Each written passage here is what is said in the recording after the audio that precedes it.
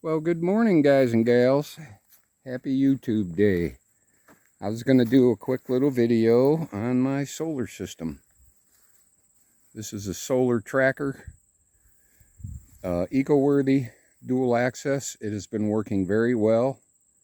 I have a slight issue with programming the box, but other than that, it's been working perfectly. My power really went up. I have 6 panels on this one. These are eco-worthy panels. I just bought them, and they seem to be working out good. I have 2 Harbor Freight panels mixed in with these. Yesterday, I built a DIY solar tracker because I had these propped up out in the yard, and I was moving them around manually. So I come up with a swivel system. I got a big pole mounted in the ground. I got the bottom of it tarred. This is temporary. And I have a swivel there from a boat seat. So, aluminum frame. The aluminum was actually cheaper than metal, steel.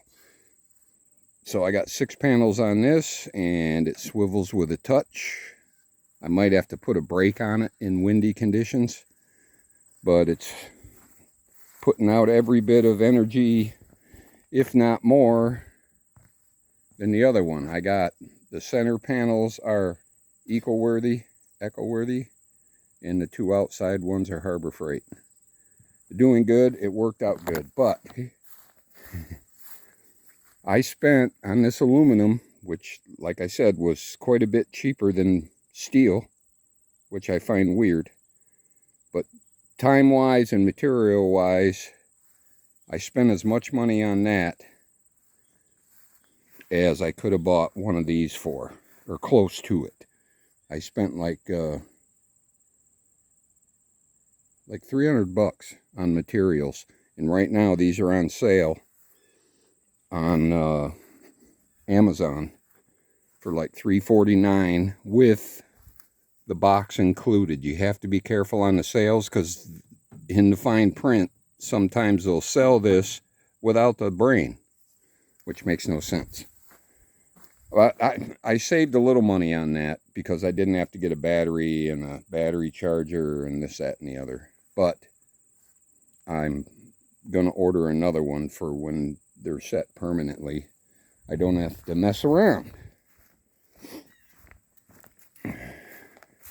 Generator's working out fine. As of right now, we haven't had to use it in quite a while. So this is my little battery bank, 48 volt. These have been a big improvement. They are battery balancers, and they're cheap. Right now, A is more powerful than B. The other, when they quit blinking, that means everything's equalized. These will do 2 48 volt batteries, but the wiring on them is kind of short, so they barely fit right now. So I just got 4 of them because they were cheap. I was having trouble with my system keeping up on the charging, so I bought another charger, and it improved my charging immensely. I now charge all my batteries up to full power in one day. I get 2 or 3 days out of this battery bank, and I got it set up 48 volt. They're connected, so you get more voltage, less amps, which means you can use lighter wires. I got the heavy wire in between the batteries, but lighter wires, lower temperatures, and I got them all on bus bars.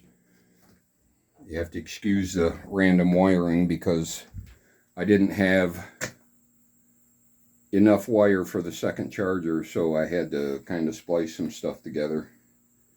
I got it fused, the main output, and the I just put this fuse in because I had to splice the wires.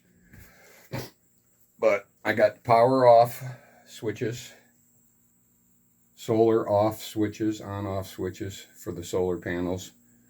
This inverter is, I kind of went too big. This is 6,000 watt split phase, and I think it sucks more energy than what we need right now. But I bought it for the future, thinking we're running a water well and all kinds of other stuff on it. So that also comes with crap. The book on this absolutely stinks. They don't tell you anything. They'll tell you what a blinking red light means, but they don't tell you how to fix it. So you're kind of on your own on this solar stuff, and a lot of the videos on YouTube don't explain everything. It's like they leave you hanging, or you got to take notes or something. Of course, they're trying to sell videos, you know, keep you coming back. So this system is working for me. I'm not saying it's great or it's the best, but it's working. And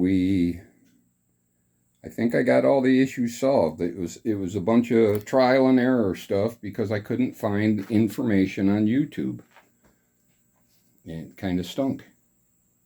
Very frustrating. I watch a shit ton of videos and none of the videos tell you the whole story. Oh, I also got another, you have to use DC switches because the gap in the contact, DC will jump a gap where AC won't. So they have to be DC switches. And they're not real expensive or nothing. The biggest expense was the inverter. And like I say, I probably could have went with like 3,000 watt or 4,000 watt. But I'm going to live with what I got. So when we get to the permanent house, I got the power to go and do whatever we need. So these chargers are 150 volt, 40 amp. I did not know they made larger ones. There's another information gap. Now they make them, they're huge, like 250 volt. So if you're starting off, go as big as you can afford.